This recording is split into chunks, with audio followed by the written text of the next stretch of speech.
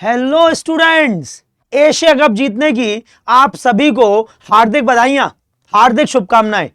और क्योंकि ये एशिया कप का फाइनल नहीं था, ये आम इंडिया पाकिस्तान मैच नहीं था, ये था ऑपरेशन सिंदूर जो खेला जा रहा था मैदान पर। और जैसा कि हमारे प्रधानमंत्री जी ने बोला कि ये ऑपरेशन सिंदूर ही था, बस मैदान पर लड़ा गया और हुआ वही जो वहां हुआ था, अर्थात हम जीत गए। और ये जीत कई मायनों में बहुत खास है। और उसका कारण क्या है कि सच्चाई की हमेशा जीत होती है। और जो लोग इस तरीके से इशारे कर रहे थे, उनका प्लान हमेशा के लिए धराशायी हो गया। और इंडिया ने बता दिया कि भाई तुम हमसे अलग हुए हो, इसका यह मतलब नहीं है तुम हमसे बड़े हो गए हो। तो यहां पे हम लोग आज पढ़ने वाले हैं चैंपियंस के बारे में, एशिया कप के बारे में, और वो तमाम जानकारी जो आपको आने वाले एग्जाम में चैंपियंस बनाएगी। तो बस फिर देर न करते हुए हम लोग शुरू करते हैं कि एशिया कप से कैसे क्वेश्चन आपको बनेंगे, और जो बनेंगे वो सिर्फ आपको सिलेक्शन दाम पे मिलेंगे। तो बस अंत तक बने रहिए इस छोटे से वीडियो में हमारे साथ, और इसके बाद आपको एशिया कप से कोई भी डाउट नहीं रह जाएगा। तो फिर शुरू करते हैं। तो देख रहे हैं आप कि ये है हमारा देश, हमारे खिलाड़ी जिनने हमें गौरवान्वित किया है। और आज हम लोग जो खुश हैं, कल रात से हम लोग जो दिवाली मना रहे हैं, वो इन्हीं लोगों की मेहनत की वजह से है, और हम 140 करोड़ लोगों की दुआओं की वजह से है। तो चलिए शुरू करें कि क्या हुआ। तो यहां पे हम ध्यान रखें एशिया कप 2025। एशिया कप 2025 का आयोजन संयुक्त अरब अमीरात में किया गया है। तो क्वेश्चन आपसे ज्यादातर पूछा जाता है कि बताइए इस कप का आयोजन कहां पर किया गया। तो कहां पर किया गया? यूएई में किया गया, संयुक्त अरब अमीरात में किया गया। ये कब से कब तक खेला गया? तो ध्यान रखेंगे 9 से 28 सितंबर तक इसकी आयोजन तिथि थी जो ये यूएई में खेला गया। ये कौन सा नंबर का संस्करण था? ये 17वां 17 एडिशन था जो हुआ। और इसके टाइटल स्पॉन्सर, इससे क्वेश्चन बड़े एग्जाम में आते हैं, और बड़े एग्जाम में आते हैं इसलिए आप ध्यान रखें डीपी वर्ल्ड इसका मुख्य स्पॉन्सर था, मेन स्पॉन्सर था डीपी वर्ल्ड। फिर इसमें कुल कितनी टीमों ने भाग लिया? तो यहां पे हम ध्यान रखेंगे कि इसमें कुल 8 टीमों ने भाग लिया है, जिसमें India, Pakistan, Sri Lanka, Bangladesh, Afghanistan, UAE, Oman और हांगकांग है। तो आप ध्यान रखिएगा कि आपसे ये क्वेश्चन पूछा जाएगा कि बताइए इनमें से किस टीम ने भाग लिया और किस टीम ने भाग नहीं लिया। उसके बाद फिर नेक्स्ट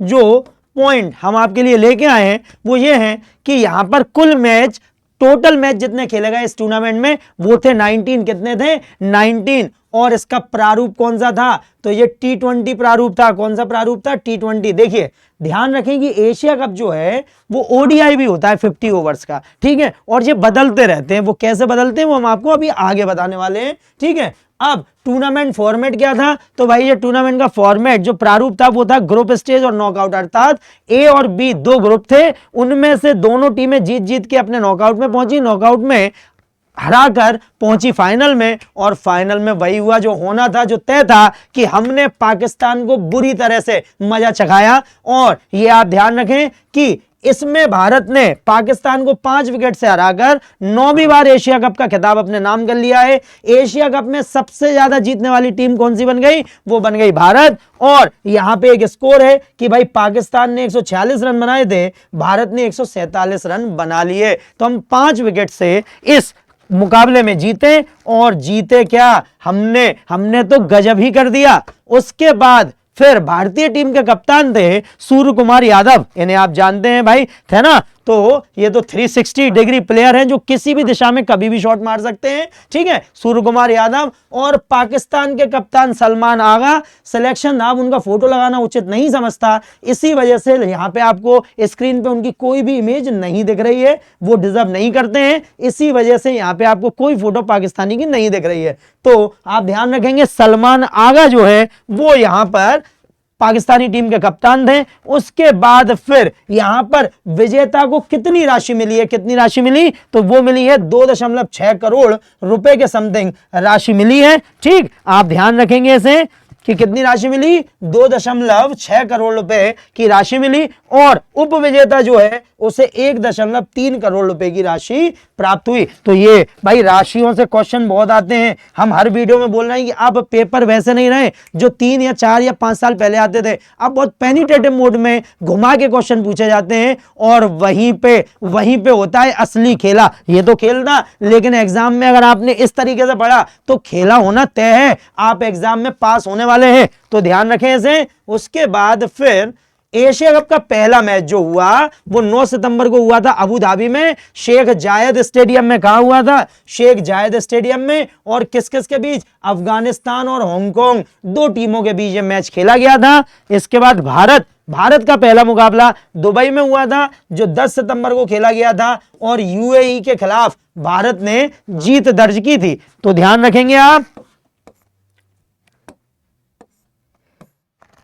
फिर नेक्स्ट है मोस्ट रन। भाई सबसे ज्यादा रन तो आप सब गवाह हैं कि इस बार अभिषेक शर्मा ने जो सबकी कुटाई की है, जो धुलाई की है, उसे कोई नहीं भूल सकता। और अभिषेक शर्मा ने 314 रन बनाए जो सर्वाधिक थे। और ठीक है, तो ये आप ध्यान रखेंगे। और प्लेयर ऑफ द टूर्नामेंट बने हैं, तो ये क्वेश्चन बन गया कि सर्वाधिक रन किसने बनाए और प्लेयर ऑफ द टूर्नामेंट कौन बन गया। तो प्लेयर ऑफ द टूर्नामेंट कौन बना, अभिषेक शर्मा बने। उसके बाद player of the final match, भाई तिलक वर्मा, इन्हीं ने तो राज तिलक किया है, भारत की जीत का राज तिलक तिलक वर्मा ने, और ये बने player of the final match. ठीक है, तो आप ध्यान रखेंगे तिलक वर्मा, राज तिलक करने वाले तिलक वर्मा, इन्हीं ने यहां पर भारत को विजयश्री का तिलक लगवाया।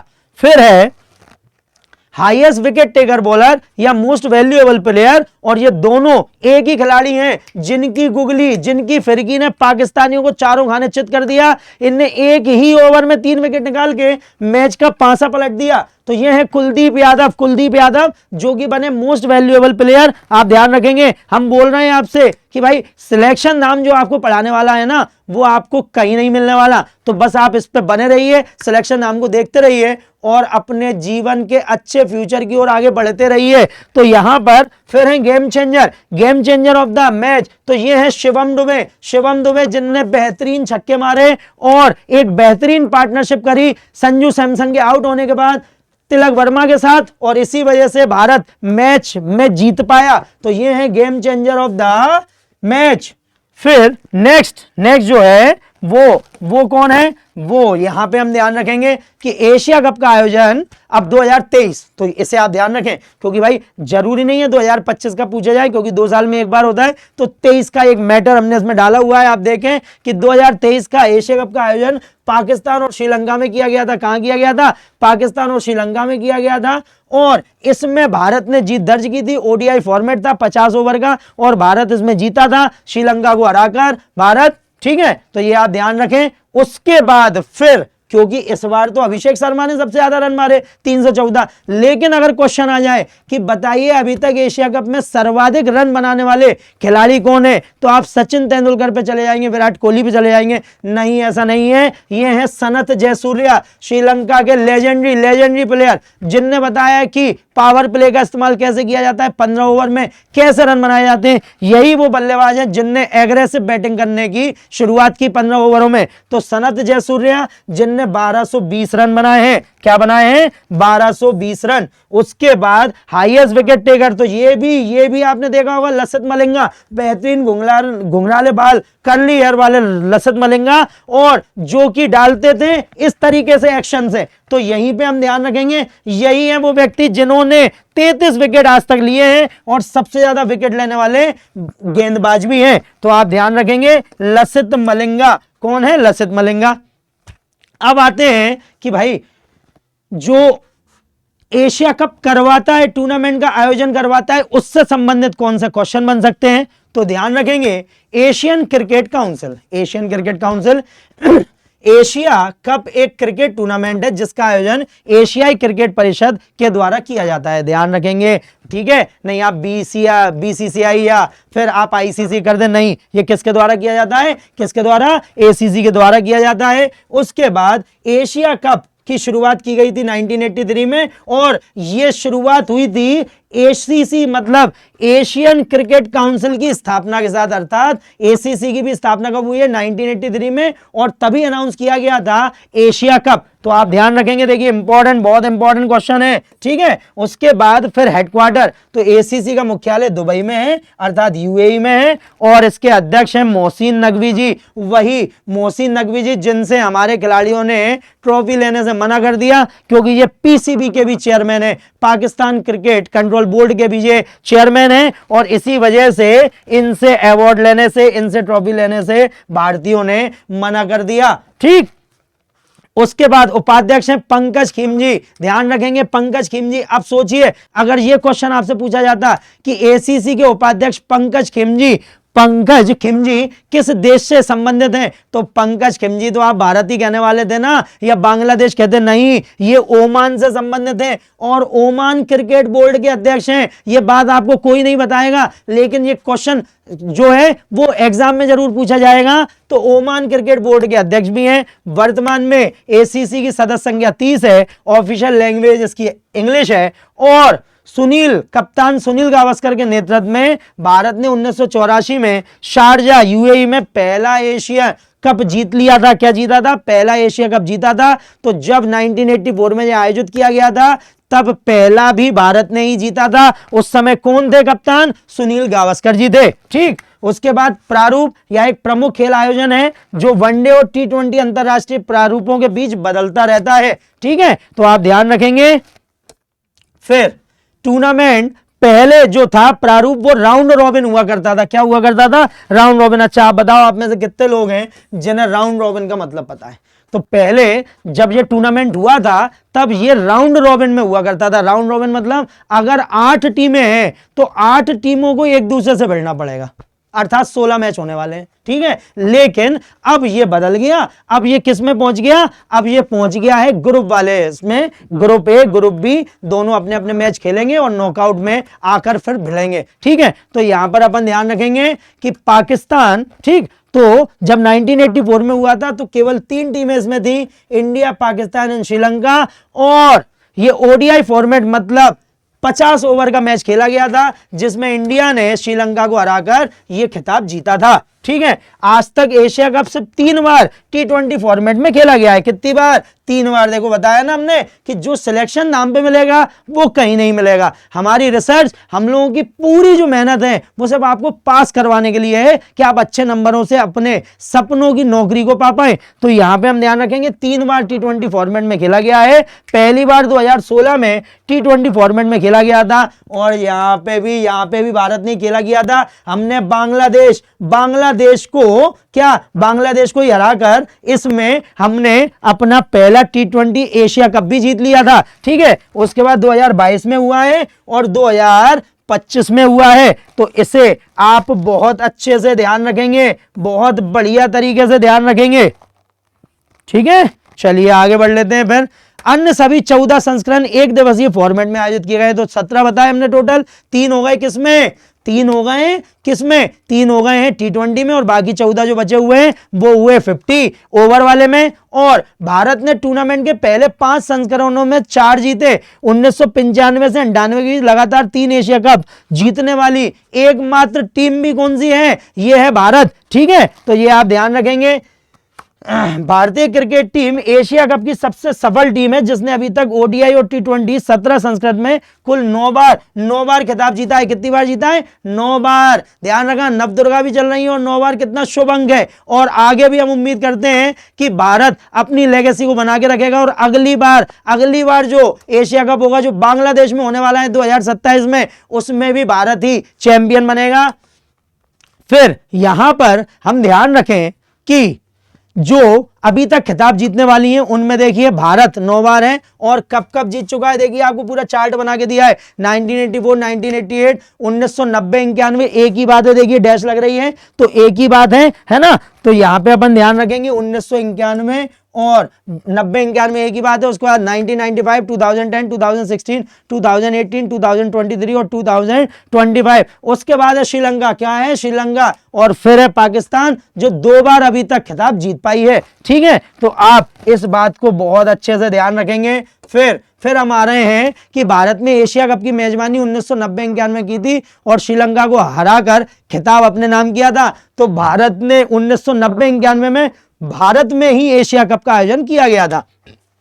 फिर आता है बीसीसीआई, क्यों? क्योंकि भारतीय टीम कहीं भी जाएगी, कोई भी मैच होगा तो बीसीसीआई होल्ड करेगी उसे। और अब हम पढ़ते हैं थोड़ा बीसीसीआई के बारे में कि यह भारत में क्रिकेट का शासकीय निकाय है और घरेलू तथा अंतर्राष्ट्रीय दोनों स्तर पर क्रिकेट का आयोजन कराता है। इसकी स्थापना 1928 में हुई थी। तो बीसीसीआई की स्थापना कब हुई? 1928 में। इसका मुख्यालय है मुंबई। मुंबई का जो वानखेड़े स्टेडियम है वही इसका हेडक्वार्टर्स है, वही इसका ऑफिस है। ठीक, नेक्स्ट है बीसीसीआई के चेयरमैन। देखिए अब जो करंट अफेयर आ गया आपका, बीसीसीआई के अभी जो चेयरमैन है वो मिथुन मन्हास हैं, 37वें चेयरमैन हैं और इनने रोजर बिन्नी का स्थान लिया है। किसका स्थान लिया है? रोजर बिन्नी का स्थान लिया है। उसके बाद बीसीसीआई के सचिव जो है वो देवजीत सेकिया हैं, इन्होंने जय शाह का स्थान लिया है जो अब आईसीसी के चेयरमैन हो गए हैं। ठीक है, और उसके बाद अगर पहली बात की जाए तो बीसीसीआई के प्रथम अध्यक्ष जो थे वो आर.ई. ग्रांट गोविंद थे और पहले सेक्रेटरी वो एंथनी डी मेलो थे। तो देखिए कितनी पुरानी और कितनी जानकारी, कितनी मजेदार जानकारी और इंपॉर्टेंट महत्वपूर्ण जानकारी। ठीक है, सिलेक्शन नाम आपके लिए लेकर आया है तो आप ध्यान रखें इसे। उसके बाद फिर आते हैं हम आईसीसी पे। तो आईसीसी तो स्थापना हुई 15 जून को। कब हुई? 15 जून को 1909 में। मुख्यालय हेडक्वार्टर है दुबई यूएई में। सदस्य देश 108 हैं। अभी अध्यक्ष हैं जय शाह जो भारतीय हैं, उपाध्यक्ष जो हैं वो इमरान ख्वाजा जी हैं, सीईओ संजोग गुप्ता हैं और इसके महाप्रबंधक जो जनरल मैनेजर हैं वो केसी वसीम खान हैं। तो देखिए आपने कि कितने महत्वपूर्ण प्रश्न हम आपके लिए लेके आए हैं हर एसीसी, बीसीसीआई और आईसीसी से। और एशिया कप का तो कोई क्वेश्चन अपन ने छोड़ा ही नहीं। तो बस आप बने रहिए किसके साथ? आप बने रहिए सिलेक्शन नाम के साथ और अपने सिलेक्शन की कीजिए प्रतीक्षा, क्योंकि वो बहुत जल्द मिलने वाला है। बस आपको ध्यान रखना है, सिलेक्शन धाम के जितने भी वीडियोस हैं उन्हें ध्यान से देखिए, उनके नोट्स बनाइए और आगे बढ़िए। और आज तो वाकई में दिल इतना प्रसन्न है ये वीडियो बनाते हुए कि इतनी एनर्जी हम अपने अंदर महसूस कर रहे हैं, क्योंकि हमने एक बहुत ही गंदे पड़ोसी को, एक बहुत ही बेरहम पड़ोसी को, एक बहुत ही जिसे हम बोलेंगे जो समाज में रहने लायक नहीं है, इस पड़ोसी को हमने हराकर उससे उसकी वैल्यू दिखा दी है। तो चलिए फिर हम लोग मिलते हैं अगले वीडियो में। जब तक आप अपना ध्यान रखिए, बहुत अच्छे से संभल के रहिए, पढ़ाई करते रहिए, क्योंकि अगर आप आगे पढ़ेंगे तभी तो आगे बढ़ेंगे। जब तक के लिए जय हिंद, जय भारत, वंदे मातरम।